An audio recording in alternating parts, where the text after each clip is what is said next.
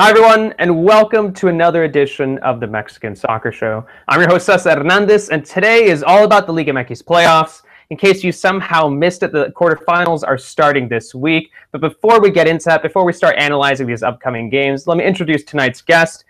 Over on the East Coast, we have Jason Barkwitz. Jason, how you doing, man? Are you excited for today's show? Yeah, doing well. I'm in quite a week. Finally, the Gia's here. Can't wait. Some real interesting matchups. So excited to talk about them, break them down a little bit, and dive right into it. It's going to be good stuff. Over in Guadalajara, we have Tom Marshall. Tom might have been running a little late. Tom might have had some technical difficulties. Tom, how you doing, man? Yeah, just a bit. Yeah, no, all good. Yeah, just annoying. The microphone. I'm not very good with technology, and I don't know. I just expect it to work. I don't do anything. I don't mess around with any settings, and you think, right, it must just be the same as when I last plugged it in, and then it's not. And then you're like, why isn't it? And then you get confused, and now I'm here. I'm letting people peek behind the curtain a little bit here, but we have on the group chat here how many times Tom left and then came back, and left and came back to try to solve the problems we had. I think you left a total of 9 to 10 times. Yeah, 10 times the charm. So 10 yeah. All right, guys, let's go into today's big question. If a team from Monterrey fails to take the title, who is your pick for the trophy? Tom? If a team not from Monterrey, let me have a think. I'm gonna go for. I think I have to go for America. Okay. Yeah, I just think you've got Herrera, who's obviously a strong manager, used to the situations. I think America got a good team, but I honestly think after the Monterrey teams, and I think I'd even separate that. I'd say after Monterrey, right now, It's an open field. I mean, I just think Monterrey is. I mean, we'll talk about it, but I mean, statistically, in terms of quality, in terms of almost every way you look at these playoffs, I don't think we've seen a playoff with such a dominant player in Monterrey. And we'll talk about it, but I've got some stats ready and everything, so can't wait. All right. Jason, if it's not Monterrey and Tigres, who is it? Yeah, I think Tom's probably right with America. I think we had early on, it seemed like we had the group of three at the top of the three real title contenders with Monterrey, Tigres, and America. And slowly it's separated out to we're looking at Monterrey and Tigres, and I agree with Tom. It's kind of separated out to just kind of be Monterrey at this point as the clear favorites. So I think America is one of the teams that's kind of the last in there, and still kind of you expect some contentious games and some close matches. So you can envision them kind of getting through there and pulling it off. I'm also tempted to bring up Leon. Just because I think they have a high ceiling. If they're really clicking, they could get some results, and they've done it before. We've seen that team, obviously a very different team than when they were last getting title games to what they have now. But I think they're still a team that if they're absolutely at their best, they can knock out some top level competition, and you never know. I wouldn't be totally shocked to see them make some waves here. So. Yeah, well, I'm definitely going to agree with the two of you guys. I'm going to say it's America. I mean, it feels like this is it's almost like a redemption for them, not only just for the team after they missed out in the playoffs last season, but also for Piojo. He's kind of been building up to this after being fired as the national team coach, kind of paid his dues, and worked with Tijuana. Now it's his first season back, and I think the one thing he would want the most is to earn a title here in his first season back with America. So I'm going to go with America too.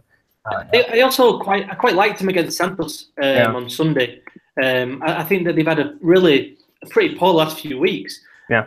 Ahead of that game, and I think I was watching them. They've gone out the cup to Monterrey. They've drawn at home to Puebla. Lost against Monterrey away in the league, and then lost at home to Necaxa. So that's a series of not good results. So I think there was a certain amount of pressure on that game against Santos Laguna, but. I thought Quintero looked decent. I thought Oribe Peralta looked really, really up for it.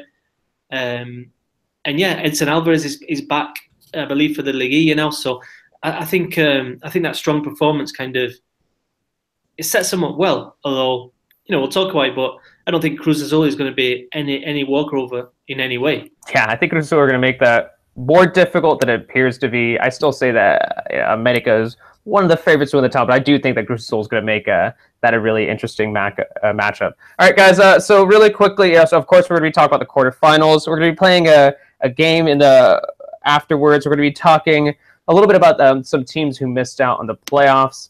So that's something to look forward to in this current episode of the Mexican Soccer Show. But let's get right into it, guys. Let's get into quarterfinals. In case you missed out, I mean, so here the quarterfinals are set. We got Monterrey versus Atlas. We got Tigres versus León. America versus Cruz Azul. And we got Morelia versus Toluca. Jason, of these four, which one are you most excited for? I mean, I have to go with the Clásico Joven. I mean, it's I think we look at obviously anytime you're watching Monterrey, I think there's such an exciting team, this absolute juggernaut. But it's hard to imagine that being a competitive series. I have to look at Cruz Azul and America. I think that I could see it going either way. There's a lot of doom and gloom scenarios for Cruz Azul fans. Me being one of them, I could understand them quite well. But I think it's just going to be a fascinating series. Anytime you have rivals like that coming together in the big place, Mexico City derby like that, it's going to be a great matchup. I think a lot of eyes are going to be on that, and I think like I said, it could go either way. I wouldn't be surprised if America advances and Cruz Azul coming in Paco Gemes into the Guia for the first time. It's going to be fascinating to see how that plays out over those two legs. Yeah, it's got to be that one for me. Yeah, I think that's of the four. I think that's the most enticing for me as well. Tom, which one are you most excited for? I mean, I think I agree. I think from a storyline point of view, it's obviously America against Cruz Azul because there's so much going on. There's the rivalry to add in there, and there's a fact Cruz Azul maybe not under as much pressure now. Nobody's expecting them to go through. America under Herrera expected to advance.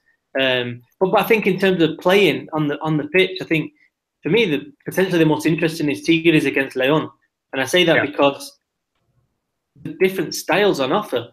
You've got this Tigres team who everybody knows now. It's no great secret that probably the most defined team in terms of style over a long period that the Liga MX has seen in a long time. Top average possession this season, almost at 60% per game. They've played 1,752 more passes than the next team that will be playing in this Liguilla. And when you consider they've only played 7,515. That's a lot more passes. It just really accentuates the style. So you've got obviously that Tuca ball, Tigre style of play, and then you've got León, least average possession in the Liguilla. The highest possession of passes that are long balls, 25% of passes in the final third of crosses. And we've got this León team who aren't afraid to kind of play longer balls, who obviously go down the wings and aren't afraid to cross the ball into the box. And who have one of the most exciting attacking duo with Elias Hernandez and Mauro Boselli. I think on paper that's really thrilling when those guys are at the peak of their form. It's near difficult for it's near impossible for any defense in the league to stop those guys. So I think that's another thing to bring up against León. Yeah, definitely. I mean, Elias Hernandez 7 assists and Boselli 11 goals. So that's the contributing heavy goals department. But the downside of that is if teams can find a way to stop them, I don't think León has too much more, to be honest. I mean, I'm talking obviously in an attacking sense because I think Alex Mejia is a great player as well. I think he had most tackles of any player this season as well. So I think in terms of stylistically, I think it's going to be fascinating to see which style of play comes out on top in that game. Yeah, is it fair? I mean, I know it's the least exciting out of all four, but maybe that's why I'm most excited about it. But I'm gonna really be paying attention to Morelia at Toluca, just because I think that's gonna be the closest battle. Just because with the other ones, all right. So Monterrey, I think is gonna go through. I think despite what we said about Tigres, I still think Tigres is gonna go through, and I think America is gonna. I think Cruz Azul is gonna make things difficult, and I think but America is still gonna go through. But I don't know from Morelia at Toluca because I feel like I can say good things about things from both sides, and I know it probably makes sense because they're number 4 and number 5, but I'm genuinely really, really intrigued by that matchup, and I think that's the one I guess that would be like the Liga MX like hipster choice of the quarterfinal stages. You'd be looking at Morelia Toluca, but I think that one's going to be pretty good. And just because I feel like Morelia is also an underrated squad, and Toluca has a lot of experience within that roster as well. So that's the one that I'm most looking forward to, is that matchup between number 4 and 5, which we'll see the first leg on Wednesday. Yeah, I think that'll be interesting. I mean, Toluca has been hard to get a real read on for me. I haven't really understood what their deal this season, because it's been so up and down. And Morelia, certainly of late, has really come on strong. They seem like a real force, and I think I like Morelia to go through here. I think they the way they're scoring, the way they've looked of recent games, and I think Toluca just. There's something about them I just don't quite know what to expect getting. You think, like, have they been biding their time? Will they be more focused and have a better performance now that Leguia's here? I don't totally trust that team at the moment. So, but yeah, like you said, Cesar, it is one that you don't really know which way it can go. So it is interesting in that manner, because it's, I mean, like you'd expect from the seeding, it really could go either way. Yeah, it's. I mean, it's the other interesting aspect of this game is that both of them have got. Kind of skewed in terms of the way they play away from home compared to at home. Mm-hmm. So Morelia are actually amazing away. You know, I think they've got 19. They got 19 of the points away from home, which is unbelievable. You know, the six wins out of the 9 games. And Toluca were one of the best home teams. Yeah. You know, basically the whole reason they're in this playoff is because they won 7 out of the 10 home games. You know, but away they were pretty bad. They only won 1 out of the 7 games. So I don't know. It's going to be interesting to see how that plays out as well, because can Morelia go and get a result at Toluca?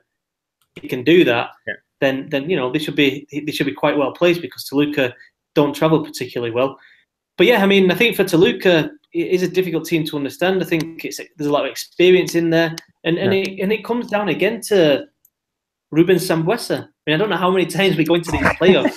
America, now it's at Toluca. And I mean, you know, he's created 50 chances this season. He had 7 assists.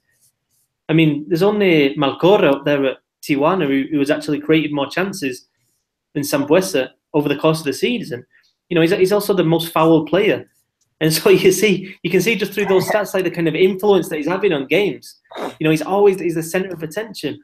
And obviously, you know, I'm actually looking forward to see Sambuesa against Valdez, Diego Valdez, with Morelia, because he's also the joint most foul player. He's obviously very creative, and he's the fulcrum of kind of, you know, Morelia's creative attack going, you know, obviously going forward. So, and obviously he's much younger as well. So I'm looking forward to that to seeing those 2 players come up against each other as well. Dude, in the game that Toluca had against Xolos over the weekend, I was watching just because I follow all the Xolos games. Like, Sambuesa single-handedly like carried that team through so many plays, and then he single-handedly basically created the second goal that he had. It was an assist. But he had an assist for that second goal, but it was a goal of his own. If somehow you could give credit to, like, more so than just an assist for what he did there, but he just carried like 90% what was going on that play. So yeah, I see what you say there about Sambuesa. He just I don't know. I mean, just plays with a lot of grit. I mean, we know that about Sambuesa. We've known that for quite some time, and he continues to do so. I mean, I think Sambuesa is a player who really should have gone to, you know, a big league. I mean, at a decent level. I just feel like he kind of settled in Mexico a lot, and he understands the game here. He knows how to win fouls, where you wouldn't get that in say, you know, Germany or something. Yeah. But I think in terms of talent, I mean, for me, he should have been playing at a higher level than you know. He played 2 years in Tecos, you know, before making the move to Club America. So I don't know. I mean, he is a very good player, just very canny, and you know, he's one of those players that it's easy to hate, you know, but when he's on your team, he knows how to put your team in the right situations. Yeah. He's definitely one of those like masters of the dark arts kind of players. Yeah, exactly. He's definitely a master. I say, like, I'm really surprised, because I didn't think this would go that well for him with Toluca.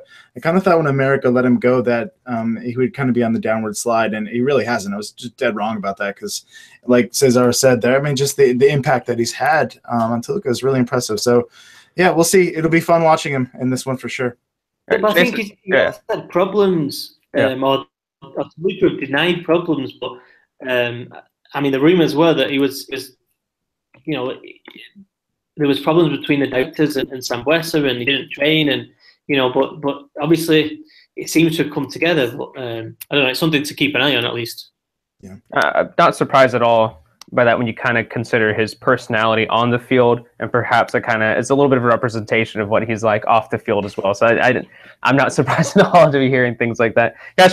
So from the top four, you know, which do you think is most likely to be sent early? I mean, I know that Monterrey are the clear favorites here. Tigres are right there as well. America, somewhat Morelia, but this is the Liguilla. The Liguilla, you can't really predict what's going to happen in the Liguilla. I know we're all going to make predictions. We're probably going to be completely wrong just because it's Mexican soccer. But from the top four, Tom, who do you think is most likely going to be going home early? Most likely, I mean, obviously you've got Morelia in there. I think that's Morelia to Lucas 50-50, but yeah. In terms of, and again, Cruz Azul America, I don't think there's much between. But I mean, I think if I was to name, you know, what would be a bigger surprise would be, well, I think in the eyes of most people would be León against Tigres. But Tigres have just, I don't know, they finished second in the league, and it's, you know, it's difficult to criticize a team that won 32 points in the season, but they never look right. Yeah. I mean, they just switching formation, got the 3-4-3 going on, and then he's got the you know, he played 4-4-2 the other day. And it just keeps flipping around, and it's like he's not quite sure to Ferretti what he wants, and I don't know. So just a slight vulnerability about that team. It's almost surprising to see Tigres at number 2. Like, if I just somehow didn't know anything about the points of the league table, just watching Tigres all season, be like, oh, they must have finished 6th or something, 7th. Like that's what makes sense in my mind after seeing them all season. But it is a little surprising to see that they somehow paid their way up to 2nd. And I know that on paper that makes sense. You're like, yeah, you look at that roster, you look at the team, you're like, they should be finishing in 2nd.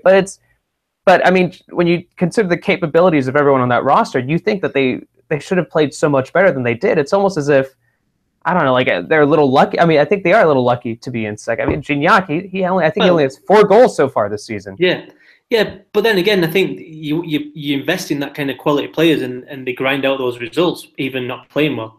You know, they don't even have to play well. The deficit in quality between them and, say, a Puebla or a Santos or a Querétaro is so great that they don't need to. But I mean, again, with Gignac, I mean, it's interesting because he's only got the 4 goals. But if you look at, he's had more shots on goal this season than anybody apart from Gustavo Bo. Yeah. At Tijuana, and it's like, so he's hitting the target. This is the weird thing. He's hitting the target to score a lot more goals than 4. And I wonder if he's just been slightly unlucky. I mean, I do think he's, in terms of form and quality, from when he first came to the league, because he came from a rhythm in Marseille under Bielsa, and he was the fittest he's ever been in his life. I mean, he dropped a lot of weight under Bielsa because for the first time he was put under proper training rate. Well, a brutal, because Bielsa's famous for being brutal in those things. But I think for the first time now, I don't know. It'd be interesting to know how his weight is developed. But it's Gignac in the playoffs. He loves the playoffs, Tom. But he loves the playoffs.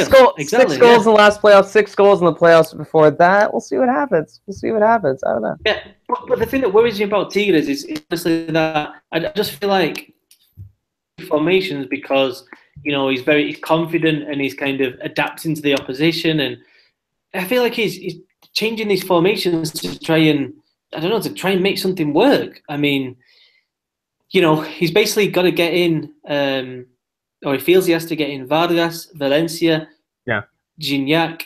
Who else am I missing? Aquino, Valencia, Damn as well, but just like. And there's too many to fit in there. So he's tried with the 3 at the back.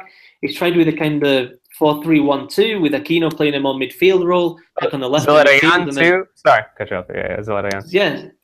Yeah. I mean, I don't know. And obviously, at the weekend, he left Vargas on the bench. and he played kind of a 4-4-2 with Aquino on the left, Dam on the right, and that didn't seem to quite work either. So it's just there's a question mark about Tigres right now, I'd say. Yeah, Jason, Tom's got a little question mark over Tigres. Is there any other team from the top four that you have that you're a little doubtful of, that you're not sure if they're going to make it to the semifinals? It's not Monterrey. That we know for sure. Yeah, I don't think anyone's confident. Yeah. I'm sorry, Atlas.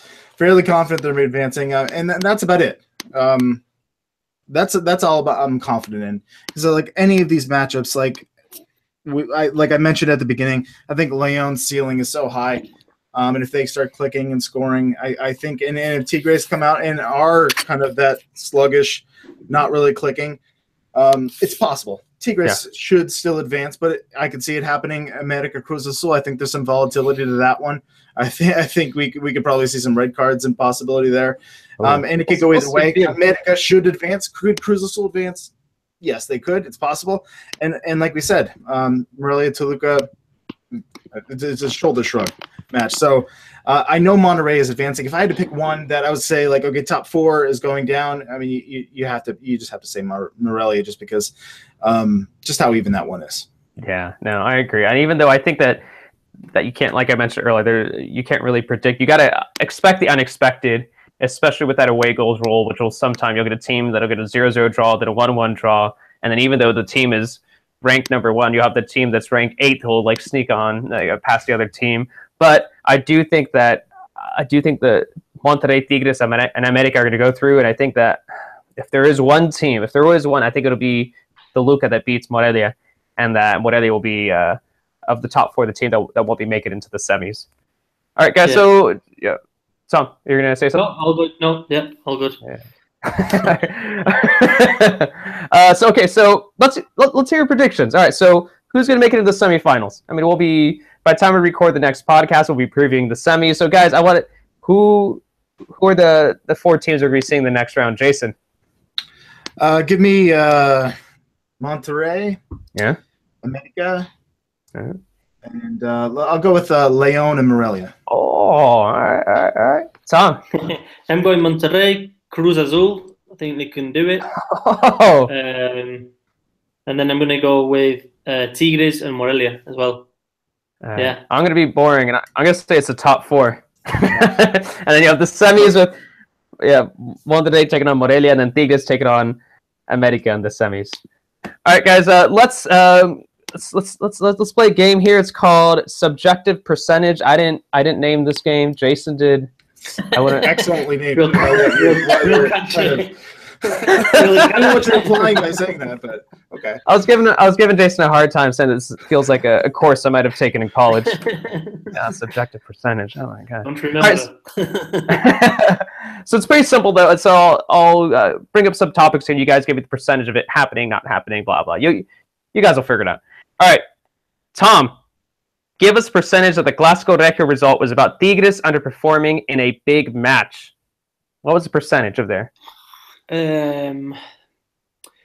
25? No, actually 27. 27 is probably more correct. Okay. So it's more about Rayados. All right. No, Monterrey are really good. They're just so defined in what they do. And like I said, I mean, Tigres, I just think they've got the style, but I don't know how the pieces are set up on the pitch. I think is proving difficult. And yeah, I mean, they just, I don't know. The thing with Tigres is they struggled recently to find that extra gear when it's required. I mean, I think it's well known. I mean, they should have beaten Chivas in the final last season. I mean, they were a better team. You know, I think going back to the last final against Club America, that was just a really good game, and to be honest, it could have gone either way. Yeah. But I thought Tigres were quite a lot better than Chivas, to be honest, but they didn't pull it out. So it's just that question mark about Tigres. Do they have that extra gear when it matters? And I think in the Clásico Regio, we were again, you know, they don't, and I don't think they have a plan B. You know, I think. You know, they try and keep the ball, they try and hog possession, they try and recycle it from side to side and try and find a way in. And sometimes if that isn't working, then I don't know what else they have, if you know what I mean. Yeah. No, that makes sense. But I think that is more so of just Monterrey just stepping up and just dominating. that game. Jason, we got one specifically for you. Give us the probability that Cruz Azul wins the title this season. Really quickly, I checked 538 beforehand. I know after something infamous that happened last year, we should perhaps trust 538. But they give Cruz Azul a 10% chance of winning the title. What's your percentage here? That's generous. I would say 10%. It sounds great. I'm going to say 0. I think it's probably the most accurate 0% chance that Cruz Azul wins the title, and I'm not going to change my mind on that. I will not. I'm not putting hope back in my heart. So. Do they make the semis? Do they at least make the semis? No, they don't. Maybe if it was like a more low-profile quarterfinal match, I'd have a little more faith in Cruz Azul advancing. But no, they don't. I think it's the opposite, Jason. I think it's the opposite, mate. I think if it was a Morelia, they'd definitely be going out. But the fact they've got Club America is almost like, well, they've got nothing to lose, and it's gonna, that game it's gonna be a lot of fun, and the crowd are gonna be behind it, and there's not massive expectations on Cruz Azul. It's like what you were saying last week about if Cruz Azul at some point are gonna do it, it's gonna be when absolutely no one's expecting it, and right now nobody's giving Cruz Azul much of a chance. Yeah. Like you said, 0%. I mean, that's you can't get any lower than that in terms of chances. So, but yeah, I mean, I think I don't know. I quite like Cruz Azul in this series. I mean, I don't know. I mean, they've done all right against the teams in the top 8 as well. Yeah. I think the records it's balanced. It's I think it's 2 wins, 2 losses, and 3 draws. And America's the same. But Cruz Azul they faced fewest shots against in the whole of the season. Yeah. And in terms of shots on goal, they're only second to Monterrey, and then you look at America, and they've created the fewest amount of chances of all the Liguilla teams. So you can piece together a kind of a rational argument. I know Cruz Azul, it's not always about rationality, but they can do it. And I don't know. I think most people assume Paco Gemes is going to leave. I mean, I think that's pretty much at this time a given. I mean, from the reports and stuff, it doesn't sound like he's particularly happy there. And it's like, well, they're just going to go out there, and I don't know. I don't see this. I think that pressure has been lifted just by getting in and breaking these 3 years without a Liguilla. I'm still not convinced. I'm not convinced by the attack. I think you're going to need some big games from Chuy Corona, which he's capable of. I think he is capable of doing that. But I think it's extremely unlikely. Yeah, I'm worried that they're just. I don't think Cruz Azul is going to have a ton of scoring chances. I don't think they're going to get a lot of opportunities to score, and I mean they're going to have to convert them, because I think if they miss their chances, they're going to be few and far between against that America defense. So I'm a little concerned, but I mean I'm saying 0% to keep myself safe here, but what you said, Tom's absolutely right. I stick with what I said last week, because the mental side of Cruz Azul is real, and if they're taking away the expectations, taking away the pressure, and like you said, if they're coming in and they aren't expected to do anything, they're coming in, they barely got in the Liguilla. This is their chance to really do something. Now, you get to the finals, then all that heaps back on you again. So. But yeah, unless they come up against Monterrey, and again, I think that's true. At some point, if they go up against Monterrey, it's going to be the same thing where that's true. It's going to be a heavy underdog, and I think, like you said, I mean, it's that situation that I think that is going to suit them. So I don't know. I mean, I think they play good football. I think Gemes has done a good job. I mean, I'm a little bit sick, to be honest, of all the talk in Mexico about the Cruz Azul and they're going to fail, and Paco Gemes doesn't know what he's doing, and he's terrible, and he says all the wrong thing. It's like, he's a good manager. They should be talking about what he's actually done. Yeah, that's right. To get this team that hasn't been in the Liguilla for 3 years, and he's got it together. And they, against, I know it was a bit of a nerve-wracking game against Veracruz last weekend, but they got the job done. Yeah, and they're in there, and they deserve to be in there on the basis of how they played all season, to be honest. All right, Tom, you're in Guadalajara, so I want to hear an answer from you on this one. Give us percentage of credit that Profe Cruz is due for the success of Atlas this season. Sneaking into the playoffs at the very last minute. I don't even think they're in the top 8 for the most of the season, so how much credit should he be given? Yeah, I mean, a lot. 75, 80%. I think he's done I mean, this is the thing. The Atlas fans don't like him. I mean, I'm not talking about the crazy Atlas fans. I mean, I'm talking in general. Atlas fans, you speak to him here, and they don't like Profe Cruz. They don't think he fits the club. They think, I think it basically boils down to, because he's considered one of those Mexican managers that gets recycled from club to club. I think they think it shows a lack of ambition, from Atlas. Yeah. But I mean, I think if Atlas are going to really, really start challenging for titles, then they need to go out and spend some money, because there's other teams that are doing that. And I think that's why Profe Cruz, with what he's got at his disposal has done almost miraculous that this team has got in to the Liguilla. I mean, Leighton Jimenez injured, Barrero injured for a large chunk of the season, Clifford Abogayi injured for pretty much all the season, Rafa Marquez linked with the Narcos and for most of the season, Ravel Morrison coming in, a complete unknown, potential to upset the squad, Ustari injured as well, Alustiza injured. I mean, the list goes on and on. And he's done really well. I mean, that kid Brian Garnica on the right wing. The improvement that we've seen in that kind of player this season. Same with Madueña, same with Luis Reyes. Yeah. Those Mexican players, the improvement that we've seen under Profe Cruz is remarkable. When I saw Garnica when he first came in, I thought, all right. I mean, he's fast. But now he's actually doing damage. He's actually creating real opportunities. He's actually a thorn in the side of the opposition. And I think Profe Cruz deserves a lot of credit for keeping this squad together, for keeping it all together, and for just picking up points consistently when it would have been easy to collapse here this season for Atlas. So I think he's done a magnificent job, to be honest. No, you did a great job explaining that. Yeah, I gave him a 73%. I mean, you talked about it perfectly right there. Roster problems, the injuries, and of course what happened to Rafa. So I think he should be given a massive amount of credit for what he's done. Jason, sorry. We compare that with what has gone on with Xolos up your way, Cesar, and similar seasons in a way. You'd almost expect them to go a similar way, and so ton of credit to Cruz for kind of keeping the ship afloat.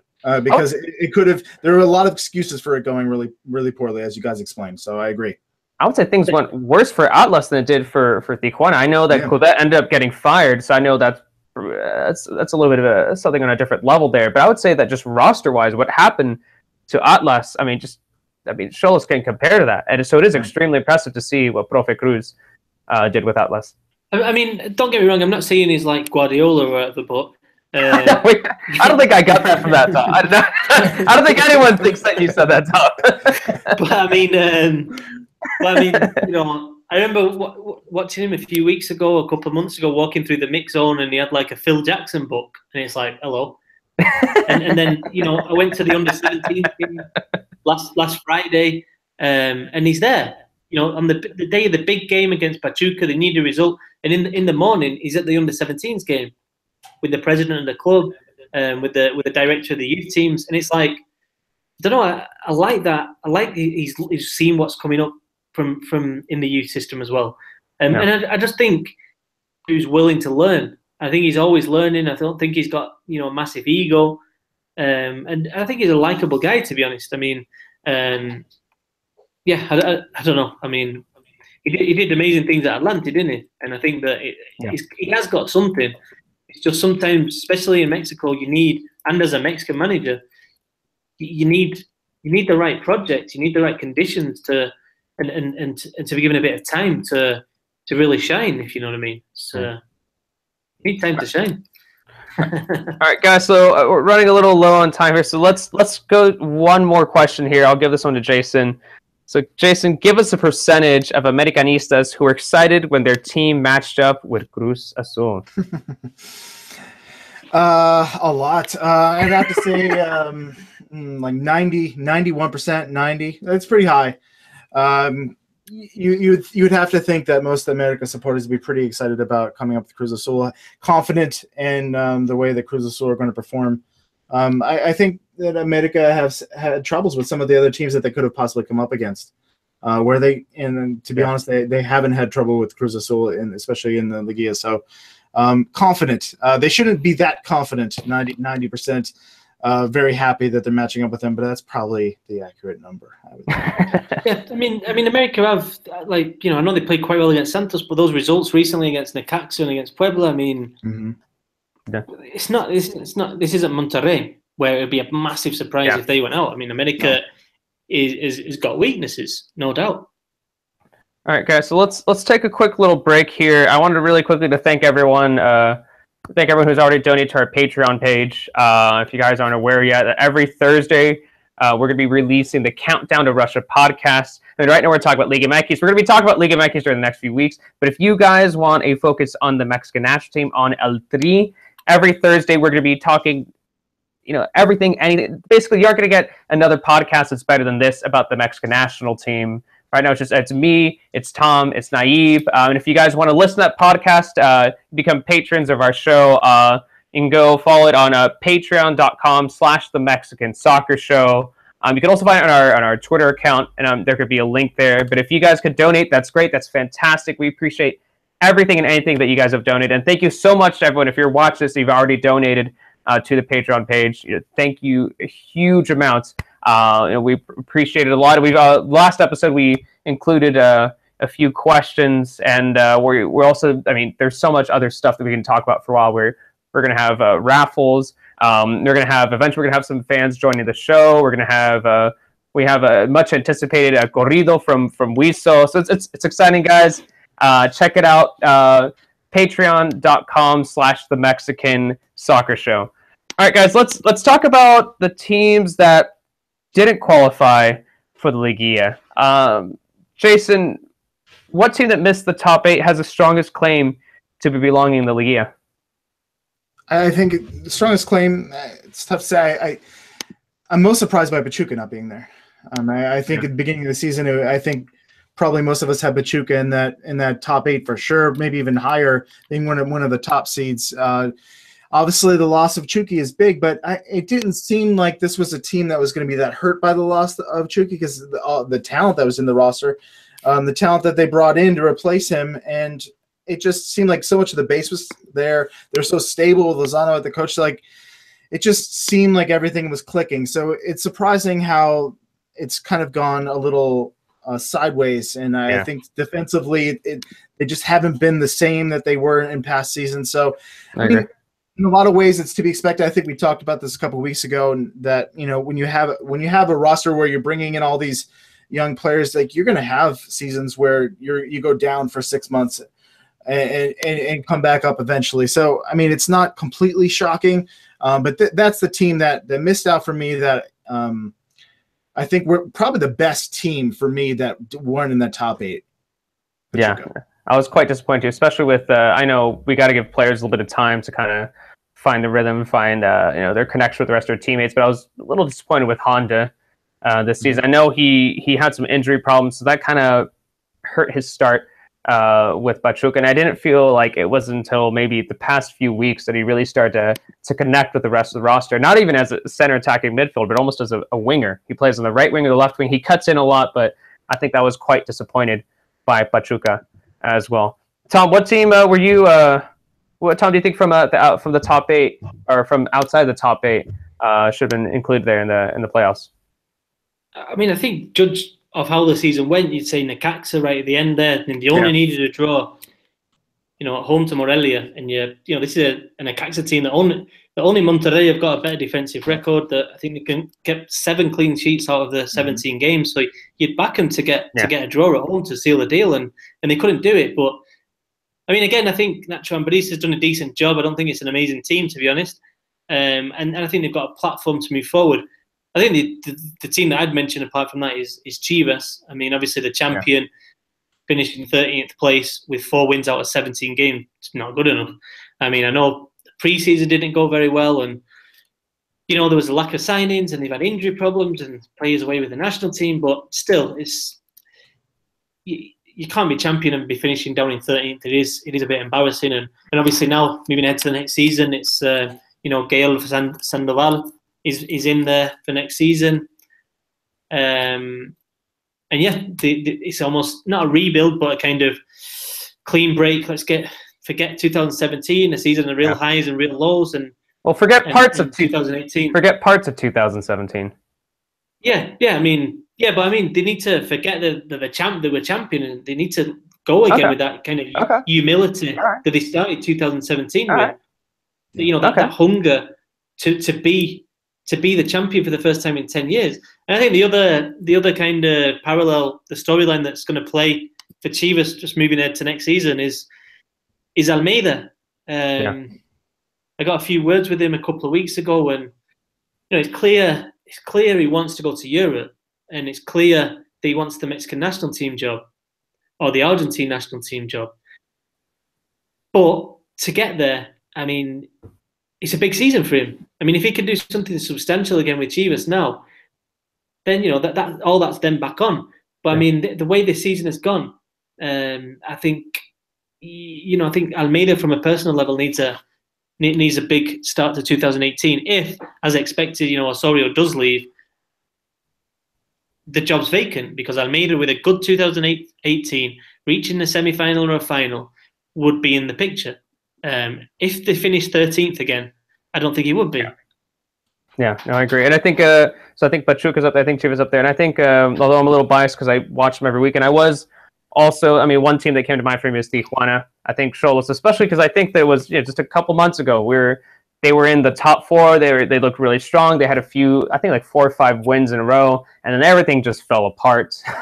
So there's a lot of reasons why why it fell apart. I think it was, it looked like there were locker room problems. Obviously, Coudet left. There were financial problems. I think they tried to incorporate some players too quickly. But I do think that another team that needs to be mentioned there, which I had very high hopes for. I mean, like I said, a couple months ago, I was really excited. And I was thinking, all right, cool. Get to watch another round of playoffs here in Tijuana. It's going to be great. We go to Estadio Caliente. I was a little disappointed there with Tijuana. All right, guys. So which team that missed out, I mean, speaking of disappointments, which team that missed out on the Liguilla had the most disappointing season? Jason? I think we just mentioned them all. I mean, we're looking at Xolos. Yeah. I would be my first pick right there because I was excited for Coudet when he came in. And it was just going to be an exciting team. And obviously losing players like Hurtado and Guido Rodriguez, it's a big loss.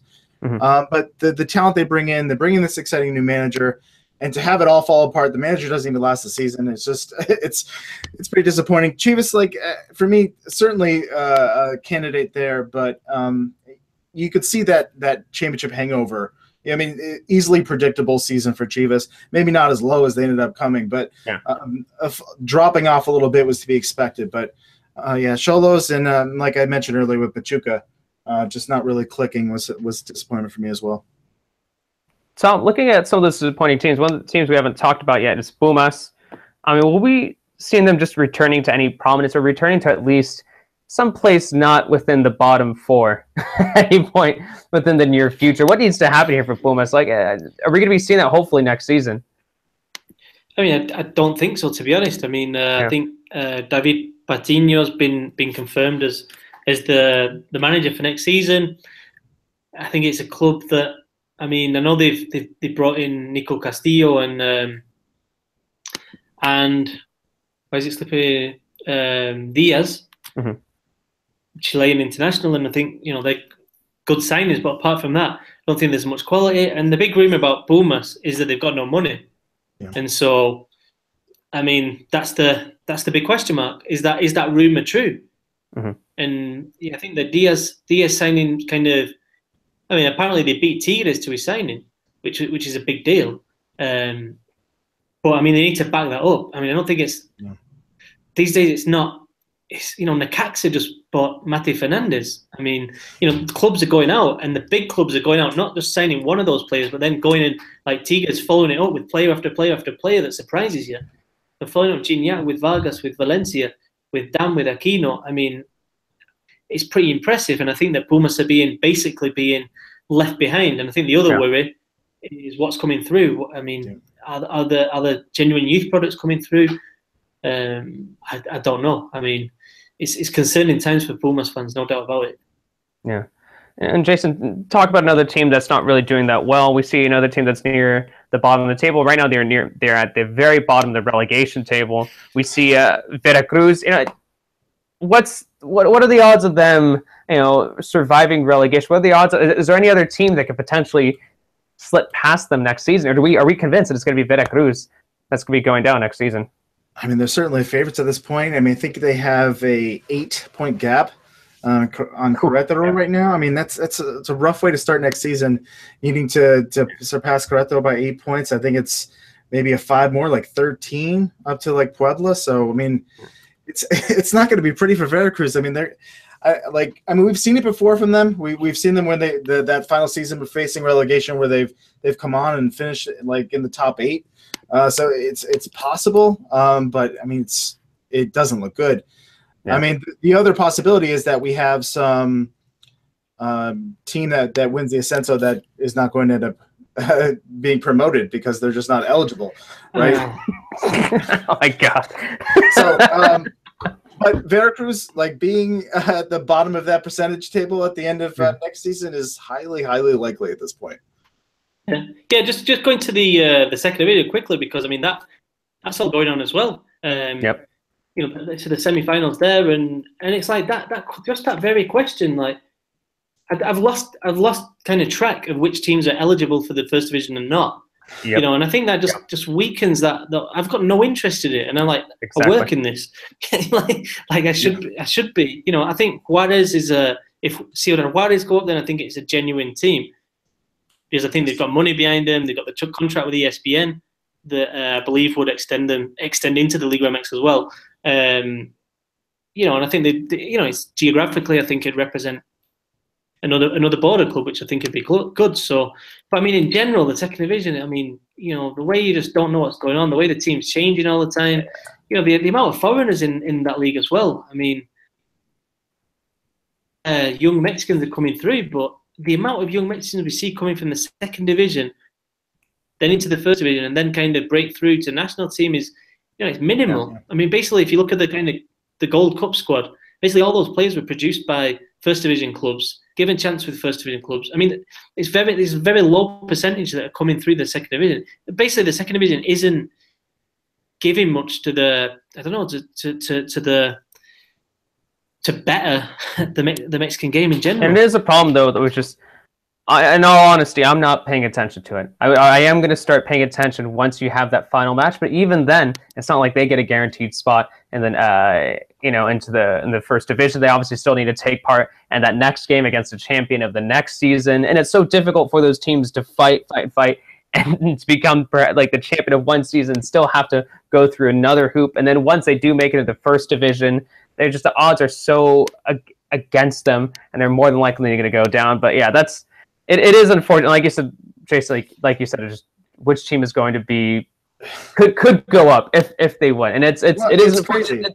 It's crazy because you have a playoff on top of a playoff, so it's just a way of ensuring that the best team, and you want the best teams from the lower division. And there's some teams you really don't want coming up, but you want those best teams coming up and fighting for that competition. So you have a playoff on top of a playoff as a way of it adds a little drama, I suppose, but it also ensures that the best teams are less likely to come up. So it's a messy system. I mean, that happened to León for a little bit too. Didn't they make it to the final 2 or 3 times within a short span before coming back up? And it just seems very unfair, I guess, is the way that I see it. It seems very unfair that a team that has done so well like that, when eventually they did go back up, but that a team struggles to make it back into the first division like that. And just, I know a lot of people will still say, well, there is Pro-Rel and that's good, but yeah, I know Pro-Rel does exist. Barely, it's barely, and there are just so many problems within it, and I just wish that we could make a lot more improvements within it. All right, guys, let's give a little preview so I talked about the Countdown to Russia podcast. I think this week's topic, unless I think we're going to mix in a few other things, but I think we're going to be talking about Rafa Marquez. I mean, basically, right now we don't know what his situation is like with the national team. We don't know what his status is going to be leading up into Russia 2018. So I think that's something we're going to be talking about a lot. And like I mentioned earlier, every It's going to be released every Thursday, the Countdown to Russia podcast, through our Patreon page. All it's going to be, it's just going to be nothing but the national team. It's going to be nothing but El Tri. And the whole idea is just to give you guys, basically, we just want to be your guide. We just want to be your definitive guide to the national team every Thursday, every week, going up into the World Cup. Guys, actually, Tom, there is there is a game that just started, I think, a minute or two ago. I think we got the Liga MX Femenil final. Any quick thoughts to wrap up the show here, discussing the Liga MX final? Maybe do you think that maybe Chivas have a little bit of upper hand here over Pachuca? Do you think Pachuca could potentially get a double here in their first season ever? I think basically they both finished second in the group. They both overcame what were considered stronger opposition in each group. So I think it's a fairly even game. I think they battered Chivas in the cup competition. I think it was 6-1 or something, but I think it's going to be a fairly even game. Really looking forward to it. And I think it's going to be an absolutely massive event for women's football in Mexico, not in terms of just what's going on the field, but off the field, the spectacle, the fact it's on TV here. And yeah, I think it's a massive boost for the women's game, and it's great to see. And with that, I'm going to go and watch it. All right, everyone. So be sure to keep an eye on that. Of course, we'll talk about it probably in the next Mexican soccer show about the results of that final. And like I said, be sure to keep an eye on our Patreon page too. Please, if you've already donated, thank you so much. If you haven't, please consider giving it a try. You don't have to donate. At least consider looking at what we have to offer. And until next time, I'll see you guys all in the next edition of the Mexican Soccer Show. Have a good night, guys.